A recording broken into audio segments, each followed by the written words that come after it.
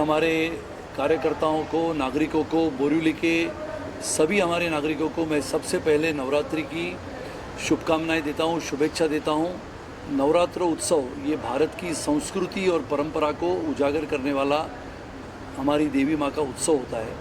और आज आप सभी ने देखा है कि इस भव्य सभागृहों में हमने नवरात्र उत्सव की एक कल्पना की परियोजना को एक नए पंख दिए। वैसे तो बोरीवली में सभी जगहों पे दांडिया के उत्सव होते हैं, नवरात्र उत्सव बहुत ज़ोर शोर से मनाया जाता है। हमने भी पिछले 3 साल लगातार नवरात्र उत्सव दांडिया के माध्यम से मनाया, लेकिन इस साल नवरात्रि उत्सव का नाम ही हमने रखा है भक्ति रस। देवी माँ की आराधना, उपासना, प्रार्थना, साधना, जिसके माध्यम से भक्ति, ये अनोखा संगम यानी भक्ति रस का कार्यक्रम, दुर्गा देवी का भव्य रूप जो हमारे पीछे है, जो आपको अभी कई क्षणों में देखने को मिलेगा। और मुझे लगता है कि बोरीवली के सभी लोगों ने बहुत बड़े बड़े गायक और गायिकाओं के माध्यम से नवरात्रि उत्सव का पूजन किया है। यहाँ पर देवी दुर्गा माँ का वो दृश्य होगा जहाँ पर हम कहते हैं कि महिषासुर मर्दिनी दुर्गा माँ का भव्य उत्सव कलकत्ता में होता है। और वैसा ही पहले बार मैं तो कहूँ कि मेरे जीवन में मैंने मुंबई में भी इतना विशाल ऐसा दुर्गा देवी का रूप मैंने नहीं देखा था। जो हमारे सभी कलाकार हैं जिन्होंने इस कला को बनाया है, विशेष रूप से हमारे अमोल हेतवेकर है, जिन्होंने बहुत परिश्रम करके ये पीछे का भव्य सेट बनाया है। और इसके लिए बोरीवली के और मुंबई के सभी लोगों को मैं इस नवरात्रि उत्सव में आमंत्रित करता हूँ, जहाँ पर आने वाले 9 दिन में लगातार भरतनाट्यम, कथक, जिसको हम कहते हैं कि अलग अलग नृत्य के आविष्कार के माध्यम से दुर्गा देवी की आराधना होगी, उसकी उपासना होगी, प्रार्थना होगी। अनूप जलोटा जी का भजन होगा। हमारी उत्तर प्रदेश की मथुरा की सांसद सम्माननीय हेमा जी का दुर्गा देवी का नृत्य होगा। यहाँ पर तन धन पायो करके एक लता मंगेशकर जी के कार्यक्रमों के ऊपर अलग अलग नृत्य के माध्यम से, यानी ओडिसी, मणिपुरी, भरतनाट्यम, कथक, इसके माध्यम से राग संगीत के माध्यम से भी यहाँ पर कार्यक्रम होंगे। ऐसे अलग अलग कार्यक्रम हैं और ये कार्यक्रमों के माध्यम से देवी की पूजा होगी। मुझे लगता है ऐसे पहले बार दुर्गा देवी नवरात्र उत्सव समिति बोरीवली, इसके माध्यम से ये कार्यक्रम हो रहा है। मैं आप सबको ये कार्यक्रम में आमंत्रित करता हूँ। बोरीवली के साथ साथ जो उत्तर मुंबई की जनता है और जो जनता विरार से मुंबई तक है जो आना चाहती है, उन सबको हमारे भक्ति रस के इस कार्यक्रम में आने के लिए ऑनलाइन पे आप जाइए। कोई इसकी फ़ीस नहीं है, कोई पैसे भरने नहीं है और आपको निःशुल्क इस कार्यक्रम में आने मिलेगा। और माँ दुर्गा देवी की वो आराधना और वो उपासना आपको करने का मौका मिलेगा। सुनील सर, जिस तरीके से आपने कहा कि भक्ति के जो माहौल है वो आप बोरीवली में तैयार करना चाहते हैं, वहीं दूसरी तरफ यहाँ पर बिजनेस देखा जाता है। नवरात्र आते से ही लोग पासेस वगैरह बांटने लगते हैं, तो क्या थॉट है कि इन सारी चीज़ों से लोगों को निकाल कर एक भक्तिमय माहौल में ढालना चाहिए? नहीं, वैसे पासेस के बारे में देखो, ऐसा है कि सब जगह पे जो नवरात्रि होते हैं वो नवरात्रियों का भी मैं समर्थन करता हूँ, होने भी चाहिए। उसकी कीमत भी बहुत ज़्यादा होती है। और जैसा हम देखते हैं कि स्टेज लगाना, वहाँ पर फलियों के माध्यम से बड़े ग्राउंड को सजाना, बड़े बड़े गायिका को लाना, लेकिन वहाँ पर पासेस या टिकट ये होना, मैं समझता हूँ कि बहुत ही, अगर हम निःशुल्क रखें सभी चीज़ों को तो उसकी भी कोई वैल्यू नहीं होती है। हम देखते हैं कि इसके लिए उसकी जो कीमत है, हर कोई चीज़ की कीमत तो होती है। अच्छा, अगर आप चित्रपट देखने को जाते हो तो भी हम पैसे भरते ही है। तो मुझे लगता है कि वो सभी नवरात्रियों को भी मैं शुभेच्छा देता हूँ। बहुत मेहनत और परिश्रम से भी वो नवरात्रियों को वो सजाते हैं, लोग भी आते हैं, आनंद लेते हैं, बड़ी बड़ी गायिकाएँ वहाँ पर आती है, उन सभी को। और बोरीवली में नवरात्रियों की तो धूम चलती है, तो इसके लिए मैंने दांडिया से थोड़ा हटके भक्ति के मार्ग में लोगों को लेके चलने का एक प्रयास है और लोग इसमें बिल्कुल आनंद से भक्ति रस का आनंद लेंगे। सर, इस तरीके का थॉट्स क्यों आया, जहाँ पे लोग अलग माहौल लेकर चल रहे हैं, आप यहाँ पर बिजनेस नहीं देखकर लोगों में एक भक्तिमय माहौल रेडी करने की तैयारी कर रहे हैं? मैं तो आपको कहता हूँ कि पिछले 27-28 वर्षों से मैं राजनीति में हूँ। राजनीति से बाहर सांस्कृतिक कार्यक्रम जब भी कभी मैं करता हूँ, चाहे सांस्कृतिक हो, सामाजिक हो या देश के लिए जो कार्यक्रम हो, वो सबके सोचने के बाहर जाके मैं सोचता हूँ।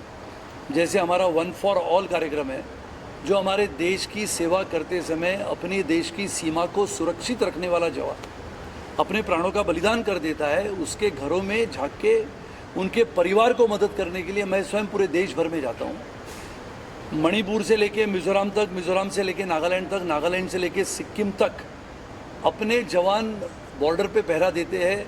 गोलीबारी होती है, आतंकवादियों के साथ जूझते समय जख्मी हो जाते हैं, तो उनको वहाँ से सरहद से लेके अपने अस्पताल तक लाने के लिए 8-8 एम्बुलेंस मैंने उन राज्यों में दी है।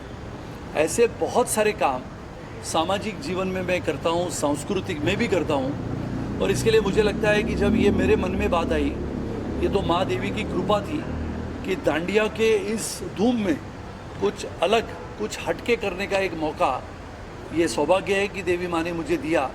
और कुछ क्षणों में मैं आप लोगों के लिए देवी माँ की जो प्रतिमाएं हमारे जिन कलाकारों ने बनाई हैं, उसका रूप आप जब देखोगे और शाम को यहाँ पर जिस प्रकार से नृत्य के माध्यम से देवी की आराधना होगी, वो आराधना और साधना देख के ये संगम जो है, ये भक्ति का बहुत बेहतरीन और अद्भुत संगम होगा, ऐसा मुझे लगता है। सर, युवाओं को भी आने वाली संस्कृति के बारे में आप बताना चाहते हैं? जो लोग भूलते जा रहे हैं, कहीं ना कहीं ऐसे करने से लोगों के बीच में वो बना रहेगा माहौल। नहीं, युवाओं को तो प्रेरित, देखो अभी ऐसा है कि यहाँ पर जिन युवाओं के माध्यम से नृत्य होगा, वहाँ पर अलग अलग, आप अगर सोचे तो ये सब करने के माध्यम से कितने लोगों को रोज़गार मिला है।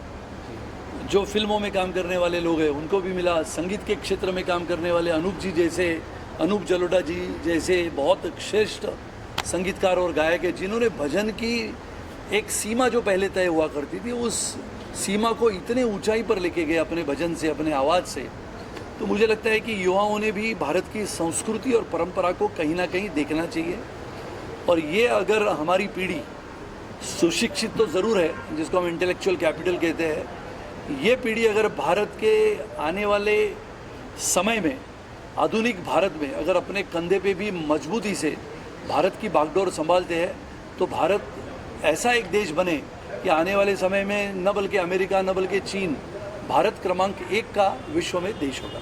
राइट साहब, थोड़ा थीम बताएंगे यहाँ पे? इस साल का थीम क्या है? पूरा वो वेस्ट बंगाल के कोलकाता वाला जो फील है वो आप लेकर आए हैं। इस साल की थीम जो कलकत्ता की है, लेकिन ये इस साल की थीम में देवी माँ के अलग अलग रूप होते हैं। जैसे दुर्गा देवी है, महालक्ष्मी है, अम्बे माँ है, सरस्वती देवी है।